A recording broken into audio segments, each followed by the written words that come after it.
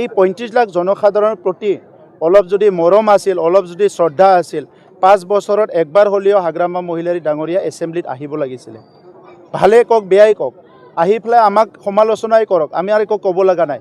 কিন্তু 5 বছৰত প্ৰায় 14 বাৰ এছেম্বলি হৈ গ'ল, হাগ্ৰামা মহিলাৰী ডাঙৰীয়াই একবাৰো এছেম্বলিতে নাহিল।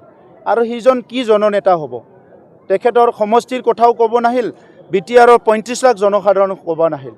আজি যি মানুহ যে 17 বছৰ নেতৃত্ব দিলে, ভাল বেয়া চব দেখা পালে, তেখেতৰ একো দায়িত্ব নাছিল নেকি যে এই 5 বছৰ এছেম্বলিত আহি ক'বৰ কাৰণে? যদি এছেম্বলিলৈ নাযায়, তেখেতে ইলেকশ্যন খেলাৰ কি মতলব আছে?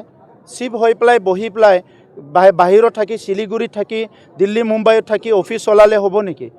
কি ডাটা আছিলে তেখেতৰ তাত? খেতিয়কসকলৰ কি সমস্যা আছে, ছাত্ৰ ছাত্ৰীৰ কি সমস্যা আছে, সামাজিক কি সমস্যা আছে, সেই সময়ত হত্যা হিংসা কিমান বেয়া এটা পৰিস্থিতি আছিলে, এইবিলাক তেখেতে একো কৰিব নোৱাৰিলে। আৰু আজি ৰাজনীতিৰ নামত যি টি কথাবিলাক কৈ পেলাই প্ৰদূষিত কৰে। একত্ৰীকৰণ সভা চিনচিয়াৰিটি থাকিলে তেখেতে ঘোষণা কৰিব নালাগিছে, আলোচনা কৰিবলৈ ৰখিব লাগিছিলে। গতিকে তেখেতে আজি পাব্লিকৰ আগত এনে আননেচেচাৰী কিছুমান কথা থ্ৰ' কৰি এনেকুৱা ৰাজনীতিবিলাক কৰে, ৰাতিপুৱা এটা কথা গধূলি এটা কথা কয়।